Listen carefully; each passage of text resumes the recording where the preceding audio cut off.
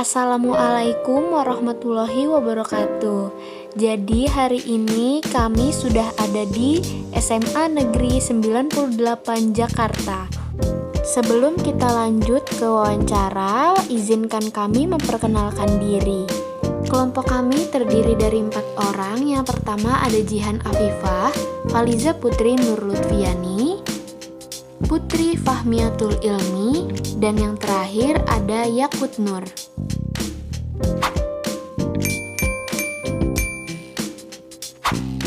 Selanjutnya kami akan mewawancarai Wakil Kepala Sekolah bidang kurikulum, yaitu Ibu Angjan Susila Murni, MPD.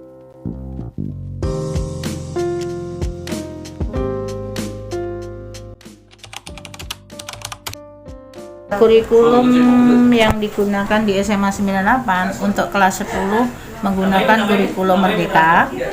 Untuk kelas 11 dan 12 masih menggunakan kurikulum 2013. Sementara itu kalau visi misinya terwujudnya generasi yang berkarakter, berprestasi, menguasai iptek, berwawasan global, yang dilandasi iman dan takwa. Itu visi dari SMA 98. Sementara misinya ada 5. Yang pertama, mengamalkan nilai-nilai keimanan dan ketakwaan terhadap Tuhan Yang Maha Esa. Yang kedua, mengedepankan pendidikan karakter yang berbudi pekerti luhur. Yang ketiga, meningkatkan kualitas sumber daya manusia yang profesional serta mampu bersaing di era global. Yang keempat, meningkatkan prestasi dalam bidang akademik dan non-akademik yang bersifat aktif, kreatif, inovatif, yang berbasis ICT. Sementara yang kelima, meningkatkan lingkungan sekolah yang sehat, aman, nyaman, bersih, dan rindang. Kurikulum ini sejalan dengan misi dan tujuan sekolah atau tidak? Yang jelas sejalan dengan visi misi tersebut.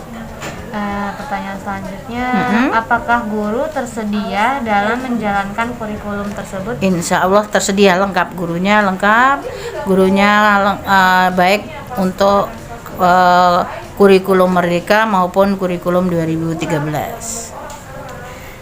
Apa perlu pengembangan profesional bagi para guru? Jika ada, perlu ada pelatihan atau tidak? Kalau yang namanya pelatihan, apalagi ini dengan adanya kurikulum Merdeka, sementara ini pas di awal tahun ajaran kemarin diadakan IHT mengenai implementasi kurikulum Merdeka. Yang selanjutnya, apakah ada sosialisasi kurikulum? Selalu ada. Apalagi ini kurikulum Merdeka, sebelumnya ada sosialisasi adanya kurikulum Merdeka, dan juga tiap mata pelajaran itu diadakan MGMP di tingkat sekolah maupun di tingkat wilayah, adanya MGMP implementasi kurikulum Merdeka. Yang selanjutnya, apakah guru memiliki panduan untuk melaksanakan kurikulum yang dipakai di sekolah?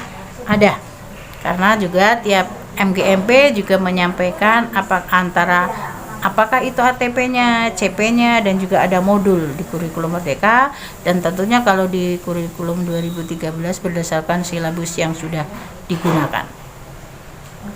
Apakah kekurangan dari kurikulum yang sedang dipakai? Ada kekurangannya atau tidak?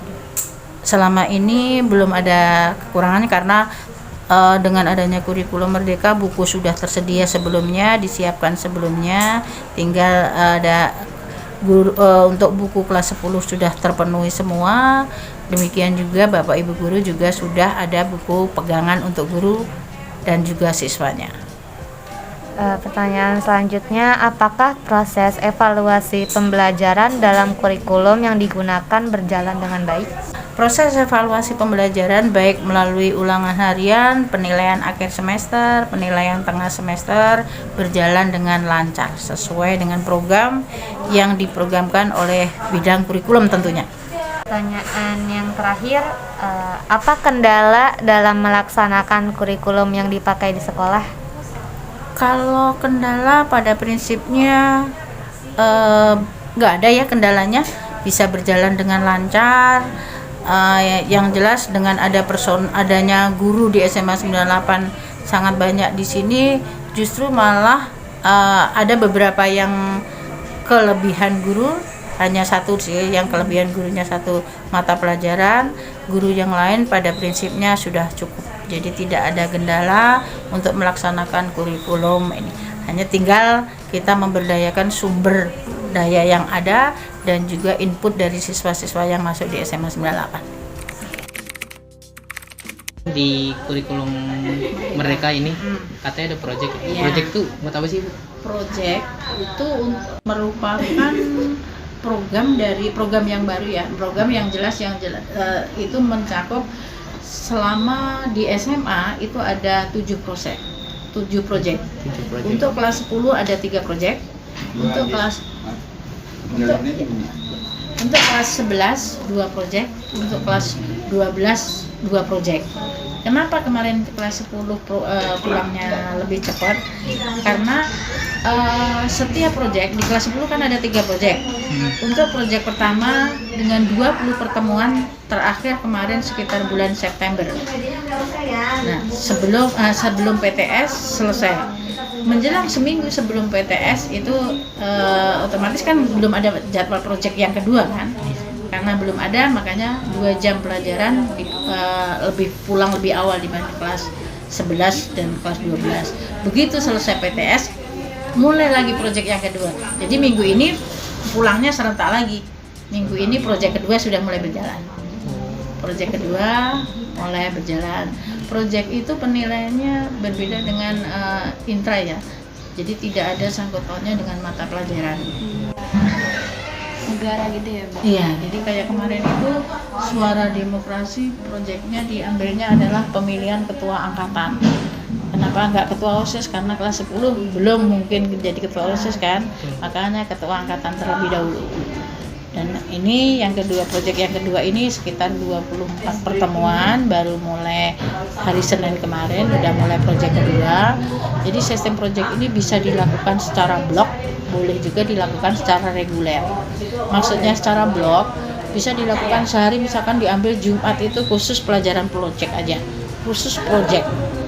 Boleh juga kalau di 98 diambil 2 jam terakhir.